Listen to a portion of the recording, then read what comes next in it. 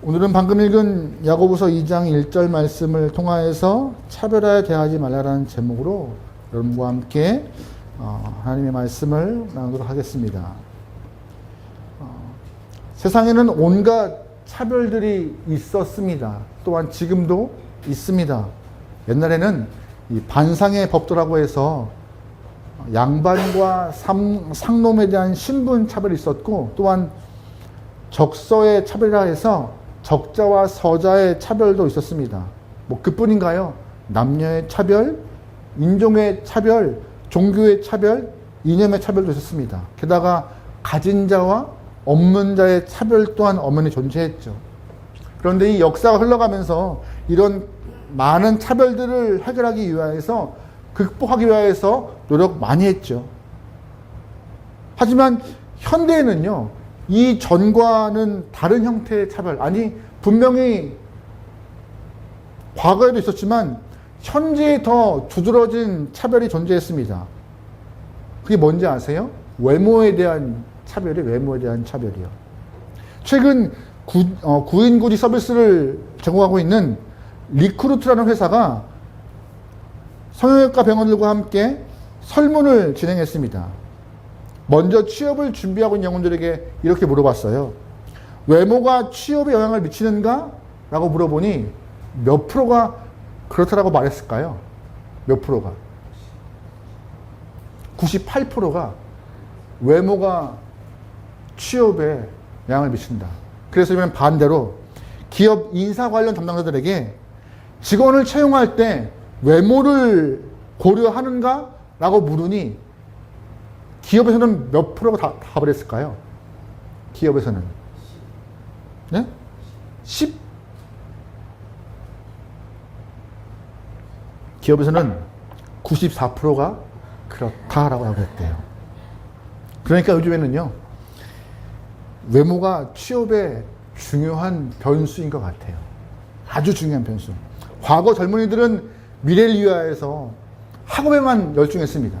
근데 현재 젊은이들은 학업 외에도 취업과 성공을 위하여서 외모에 투자하는 그런 시간이 많게 된 거예요. 사회적인 기류와 시류가 이러다 보니 여러분, 병원도 인기 있는 과목이 어떤 거예요? 성형외과, 피부과. 그러다 보니 또 다이어트도 관심 많고, 뭐 헬스, PT, 뭐 요가, 필라테스. 예전에는 사람들이 항상 너무 교회가 많다라고 많이 욕을 했어요.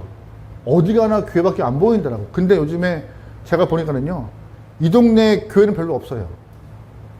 헬스, PT, 요가, 필라테스. 해 떨어지면은요, 많은 여성분들이 운동복을 입고 다 어디로 가세요. 해 떨어지면 걷는 분도 많고 다 운동하러 가시고, 남성분들도 이렇게 헬스 하시는 분들도 많고. 젊은이들 사이에 요즘에 유행하는 것이 있습니다. 바로 바디 프로필 찍는 거예요. 뭔지 아세요? 운동 열심히 하고 몸 좋을 때 자기를 남기는 거예요. 멋있게. 사실 이렇게 외모로 인하여서 사람을 판단하는 이런 자연스러운 현상이 마음이 아플 뿐입니다. 사실 사람의 외모는요, 사람을 구분하는 기준은 되겠지만 판단하는 기준에서는 안 되는 것이죠. 구분하는 기준이요. 눈이 크네, 작네, 코가 높네, 낮네, 백인이네, 흑인이네, 황색인이네, 이런 구분의 기준은 되겠지만 그것 때문에 사람의 능력으로 평가하는 것이 참 안 좋은 것 같아요. 그렇다면 성도로서, 예수를 믿는 사람으로서 시대의 흐름이 이렇다고 하여서 외모를 통하여서 차별하고 판단하는 시대라 해서 우리는 어떠한 모습과 어떠한 자세가 필요한가, 오늘 그걸 좀 알아보려고 해요. 그냥 단적으로 물어볼게요. 세상은 외모를 통하여서 판단하고 차별한다고 우리 또한 같은 관점과 같은 모습으로 평가하는 것이 옳을까요? 그렇지 않다는 것이 성경의 이야기예요. 오늘 본문의 야고보가 살던 시대에는요, 이 외적인 조건, 즉 외모나 출신, 이런 피부색들이 그 사람을 평가하는 좋은 기준이 되었다는 것이 성경 안에 기록되어 있어요. 차별을 받는 사람들도 운명이라니 하면서 그냥 그렇게 받아들였던 것 같아요. 그런 상황에서 야고보가 뭘 해요? 야고보가 뭐라고 말해요? 그래, 어쩔 수 없지 뭐. 운명이니까 그렇게 살아. 이렇게 말했나요? 그렇게 말하지 않고 있습니다. 외모로 판단하거나 차별하는 것 옳지 않다고 명확히 말합니다. 우리 1절 보겠습니다. 1절이에요. 시작. 내 형제들아, 영광의 주 곧 우리 주 예수 그리스도에 대한 믿음을 너희가 가졌으니 사람을 차별하여 대하지 말라. 아멘. 뭐라고 말해요? 사람을 차별하여 대하지 말라. 여러분, 사람을 왜 차별하고 왜 판단하고 있습니까?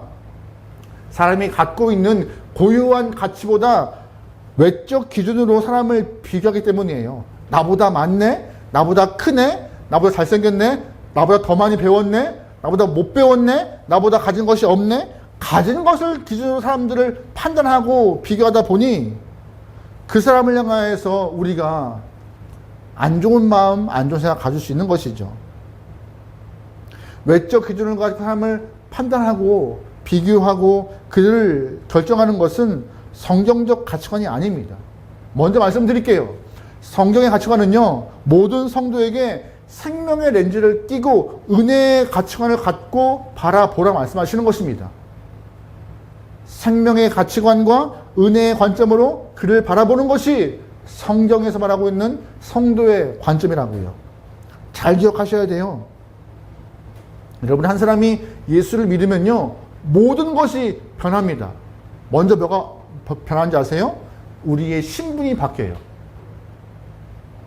우리가 예수님을 믿고 사는 순간부터 이 땅에 살지만 새 생명 얻어서 하나님의 백성, 천국 백성 되는 상황이 돼요. 신분이 바뀌어요. 신분이 바뀌면 우리의 존재 가치가 새롭게 변합니다.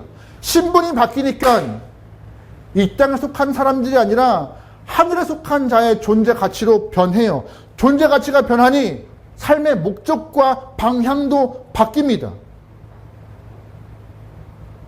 많은 것이 바뀌는 거예요. 뭐 때문에요? 예수님 한 분 때문에요.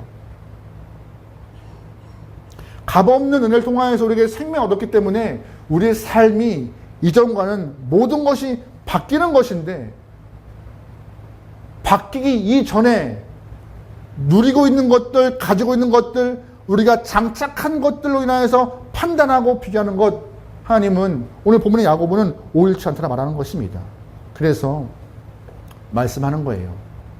겉으로 드러나는 것 가지고 판단하고 비교하고 그를 결정하지 말라고요.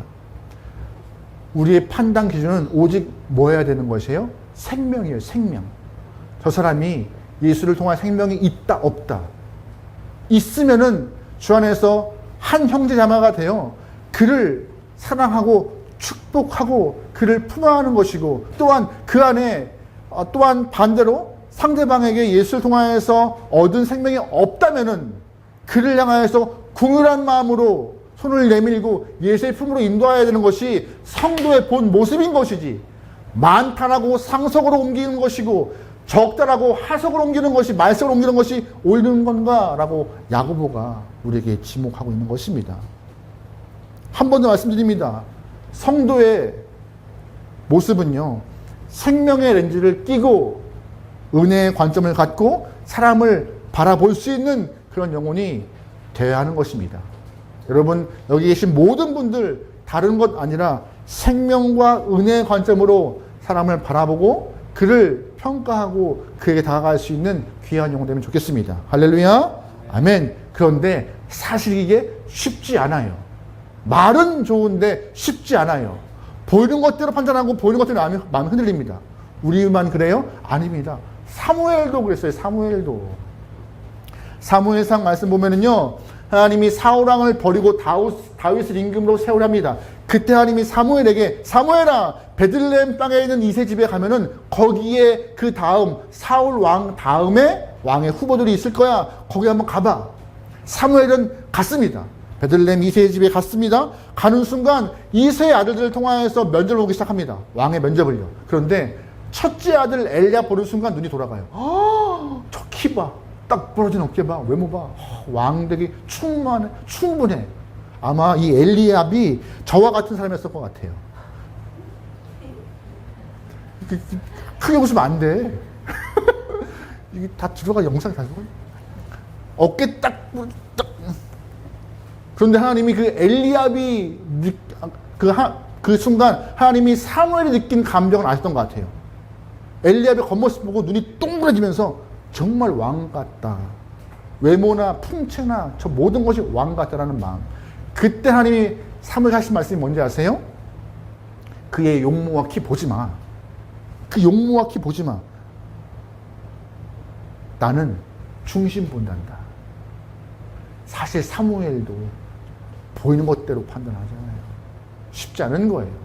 그래서 우리는 항상 상기해야 돼요. 잊지 않아야 돼요. 아, 나는 눈에 보이는 것대로 판단하고 결정하고 대하지 않겠노라. 생명과 은혜의 관점으로 판단하고 결정하고 그의 손을 내밀겠다는 마음을 항상 갖고 있어야 하나님이 이 땅 가운데 성도들을 세워놓으신 목적에 합당한 삶을 살 수 있는 것입니다. 페이스북에 안타까운 후배 이야기를 써놓은 목사님의 글을 좀 보았습니다. 사실 남 얘기 같지 않아서 이 글을 좀 옮겨봤어요. 어느 젊은 목회자가 담임 목사를 청빙한다는 광고를 보고 여러 곳에 이력을 씁니다. 먼저 제가 좀 담임 목사를 뽑는 그 방법을 알려드릴게요. 좀 규모가 있는 교회에서 담임 목사를 청빙하면은요, 그걸 청빙이라 해요. 청빙하면은 먼저 담임 목사 청빙위원회가 만들어져요. 그리고 거기서 이제 조건들을 걸어요. 그래서 서류를 받죠. 이력, 건강 상태, 소개서 쭉 받아요. 그리고 먼저 이력을 내면은 그 서류를 받고 청빙위원회가 서류 검사합니다. 그리고 뽑아서 최종 3인 내지는 2인을 뽑아서 설교를 시켜요, 주일에. 그 이후에 온 성도가 투표합니다. 나는 1번 목사가 좋아, 투표. 그 다음 주 2번 목사가 좋아, 투표해서 거기서 뽑아낸 사람을 담임 목사로 불러들이는 것이죠. 요즘에 그 나이가 은퇴를 맞이한 목사님들이 많기 때문에 이제 담임 목사를 구하는 교회들이 참 많아요. 거기 이력을 내고 청빙하는 거죠. 페이스북에서도 젊은 목사가 이제 그 청빙 공고를 보고 다 이력을 내는 거예요. 근데 젊은 목사의 이력을 보니 서류는 다 통과하는 거예요. 다 통과하는 거예요. 근데 마지막 2인 3인 올라가서 설교만 하면 떨어지고 오는 것이 안타까워서 선배가 이렇게 글을 올렸던 것입니다. 왜 떨어지는가? 이 젊은 목사가 그렇게 부족한 것 같지 않은데 왜 떨어지는가? 라고 보니 물어물어 정보를 다 보니 서류는 다 좋은데 그 목사님의 외모가 라는 반응이 다 붙는 거예요. 얼굴이 조금, 풍채가 조금, 목소리가 조금. 그러면 차라리 모델을 뽑지 왜 목사를 뽑아. 많은 교회도 사무엘과 같은 실수를 합니다. 사실 제 측근 애도 담임 목사 청빙을 했다가 너무 뚱뚱해서 안 된 목사가 있어요. 실력은 다들 인정하지만 목사들 안에서도 쟤 충분히 될 만한 사람인데 라고 하지만 풍채가 너무 크다는 핑계죠, 핑계. 사실 그래서는 여러분께 감사드려요. 제가 청빙을 안 해도 되니까 나 무서워. 교회도 이래요. 교회도 겉보기 좋은 목회자를 뽑으려고 해요.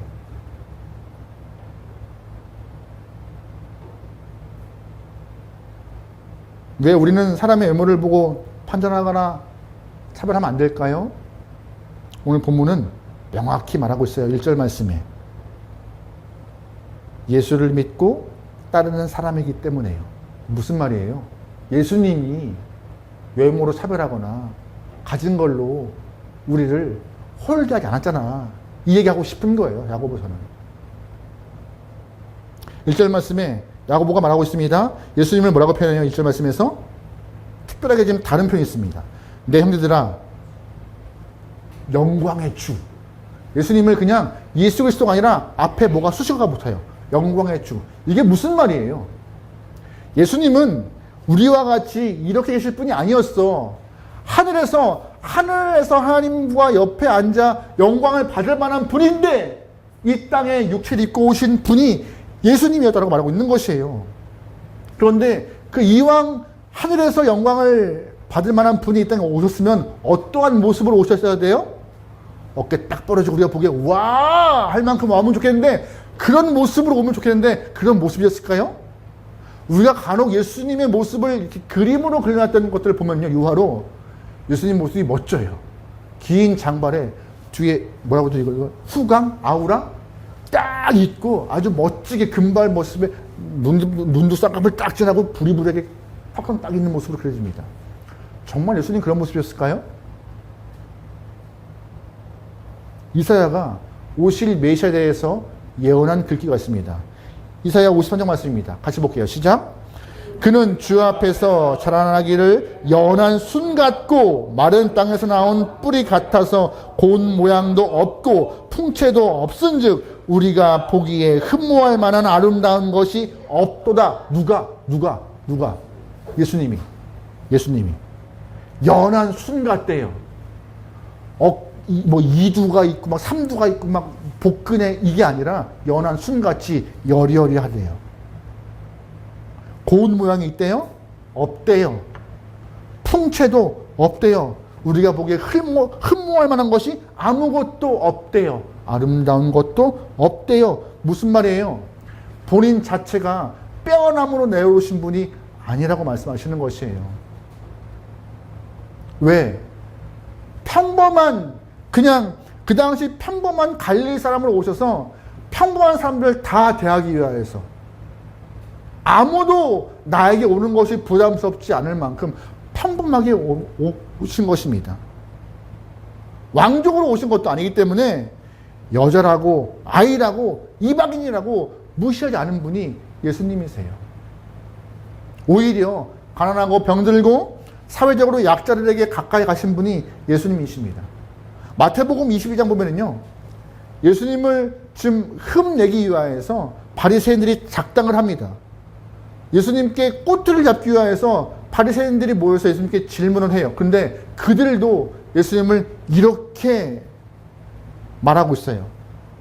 마태복음 22장 맨 끝에 선생님은 사람의 겉모습을 따지지 않으시는 분이라고요. 누가? 바리새인들이 보기에 예수님에 대한 평가가. 누가 봐도 예수님은 겉모습으로 평가하거나 결정하는 분이 아니더라고. 그래서 야고보가 말하고 있는 것이에요. 예수님도 그런데 너희는 왜 겉모습 평가해? 예수님도 가진 것으로 평가하지 않고 예수님도 잘나고 못난 것으로 평가하지 않는데 왜 너희가 있고 없음으로 평가하고 잘나고 못난 것으로 평가하는 것인가? 그것이 옳지 않았다라고 야고보가 말하고 있는 것입니다. 야고보 당시에 오늘 본문을 보세요. 있는 자는 어디로 가요? 상석으로 가고 없는 자는 말석으로 내몰고 있는 그런 교회의 모습을 야고보가 꼬집고 있잖아요. 예수님은 안 그런데 왜 너희가 그래? 왜 교회가 그래? 이런 태도 옳지 않음을 우리는 잘 기억해야 합니다.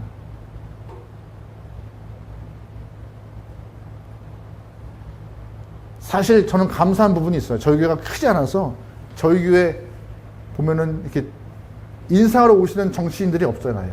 얼마나 좋아. 선거철만 되면요, 정치하시는 분들이 꼭 오세요. 큰 교회들은. 근데 꼭 어디에 앉아요?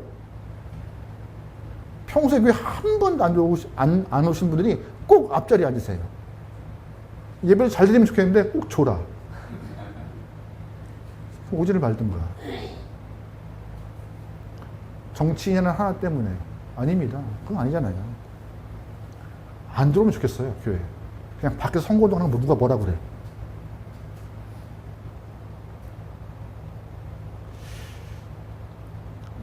우리가 아는 예화 중 아주 유명한 예화가 있죠.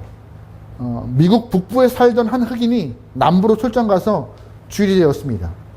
주일날 예배를 드리기 위해서 교회를 갔는데 교회에서 흑인이라고 쫓겨났어요. 남부다 보니. 아마 그 교회는, 교회는 백인들이 모이는 교회인 것 같아요.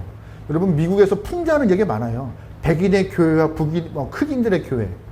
그 예배 스타일과 분위기가 워낙 반대이기 때문에 서로가 좀 이질적인 모습의 교회들이 좀 있음을 좀 풍자하는 얘기가 많죠. 근데 오늘 이 예화 안에서도 흑인이 이 백인의 교회에 갔던 것 같아요. 그러다 보니 들어올 수 없더라고 이렇게 쫓겨났겠죠. 낯선 곳에 갔기 때문에 다른 예배 처소를 몰라서 참 안절부절하게 되었고, 예배가 시작되면서 본인은 예배를 못 드려서 참 슬픈 마음에 예배당 계단에서 울고 있는 상황이었습니다. 그때 누가 봐도 예수님과 같은 분이, 흰색 옷을 입은 분이 흑인 옆에 앉아서 너 지금 왜 울어? 라고 물어보니 흑인이 얘기를 한 거예요. 주일 되어서 예배를 드리려 했지만 흑인이기 때문에 교회 안에 못 들어갔습니다. 그래서 옆에 앉았던 예수님이 하신 말씀, 나도 한 번도 교회 못 들어가 봤는데? 그 흑인에게 답하셨던 그 이야기. 이 이사야에서 아까 말했던 예수님의 모습을 그대로 드러냈던 것이 아닌가. 아름다운 모습이 하나도 없는 예수님 모습으로 교회에 들어가면은 슬프죠. 근데 교회 안에서 신앙인들의 모습 가운데 이런 모습이 있다 없다? 있다라고 말하고 있는 것이에요. 4절 말씀 읽어보겠습니다. 4절 말씀입니다. 시작. 너희끼리 서로 차별하며 악한 생각으로 판단하는 자 되는 것이 아니냐. 무슨 말이에요? 외모로 판단하고 차별하고 결정하는 것은 뭐라고 말해요? 악한 생각이다라고요. 예수님도 안 그랬는데 왜 너희가 그래? 그런 거 악한 생각이야. 그래서 5절 말씀에 이렇게 말합니다. 5절 같이 읽어요. 시작. 내 사랑하는 형제들아 들을지어다. 하나님이 세상에서 가난한 자를 택하사 믿음에 부요하게 하시고 또 자기를 사랑하는 자들에게 약속하신 나라를 상속하게. 아멘. 잘 들어보래요. 뭘 들어봐요? 하나님은 가난한 영을 택하사 그를 부요하게 했대요. 뭘 부요하게 해요? 믿음으로 부요하게. 여러분, 믿음으로 부요하게 되면은 그 영혼이 어디 갑니까? 천국 가요. 하나님이 예배하신 천국에서 떵떵거리고 사는 것이에요. 부족함 없게 살아가시는 것이에요. 몸에 이상이 없게 살아가는 것입니다. 하나님이 그렇게 준비하신 곳이니까요. 하나님은 유독 택하시는 분이 어떤 사람들이에요? 약한 자, 가난한 자. 그들을 통하여서 하나님의 왕되심이 드러날 수 있기 때문에, 그들을 통하여서 믿음의 부요함을 허락할 수 있기 때문에, 그들을 통하여서 하나님의 능력을 보일 수 있기 때문에. 그래서 여러분 시편 보면은요, 하나님은 어떻게 표현하고 있습니까? 고아의 아버지와 과부의 재판장으로 표현해요. 남들은 업신여기고 별로 벌 본 일 없어서 크게 힘주지 않는 사람들, 고아나 과부, 그들을 향하여서 하나님은 더 관심 갖고 있는 분이라고 성경 곳곳에 말하고 있잖아요. 여러분 혹시 웨이터의 법칙이라는 말 아세요? 웨이터의 법칙?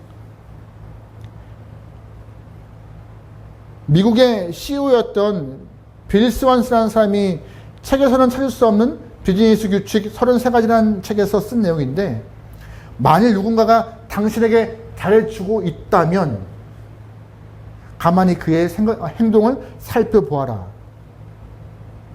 그가 웨이터에게도 잘하면 그는 좋은 사람이지만 그렇지 않으면 그는 좋은 사람이 아니다. 사회적 약자에게 거만하게 행동하는 사람은 결코 좋은 사람이 아니다. 허드렛 일을 하는 사람일지라도, 그가 엑스트라같이 보일지라도 누군가에게는 소중한 가족이며 얼마든지 인생의 영웅일 수 있는 존재들이다. 그를 업신여긴 사람은 좋은 사람이 아니다. 이게 웨이터의 법칙이래요. 여러분은 어떻게 행동하십니까? 요 근래 영상을 보면요, 갑질이라는 것이 참 많아요. 갑질. 내가 돈을 주고 있기 때문에 식당에 있는 사람들이나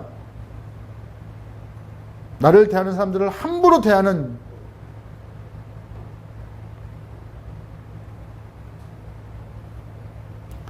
몇 년 전 모녀가 고깃집에 가서 갑질했던 일이 있습니다. 몇 년 전. 난리가 아니었던 것 같아요. 사장님이 워낙 억울해서 이렇게 글을 올렸던 것인데 그 갑질한 모녀를 알아보니 지역 교회 사모님이셨다는 말도 나오잖아요. 신앙인들이 얼굴이 둘 수 없어요. 교회에서 조금 인정받고 조금 이렇게 모든 사람들이 우쭈쭈 하다 보니 본인의 본분을 잃어버린 것 같아요. 우리의 본분은요, 사랑과 은혜로 사람을 보는 것이고 상자는 용어들입니다. 꼭 기억하세요. 그러면 여러분, 성도가 겉모습으로 평가하지 않고 어떻게 예수님과 같이 예수님을 닮은 모습으로 살아가야 될까요? 본문은 간단히 말해요. 궁휼한 마음으로 상대하라고요. 어떤 마음이요? 궁휼한 마음으로요. 그것이 주님의 모습임을 상기하고 있습니다. 야고보는 말해요. 외모로 판단하고 결정하는 그 순간 간음죄나 살인죄와 같이 율법에서 너희를 범죄하라고 고백한다라고요.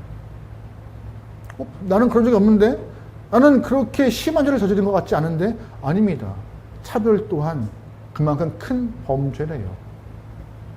오늘 함께하는 교회 모든 영혼들은 그런 범죄 안에 속하 있지를 않기 소망해요.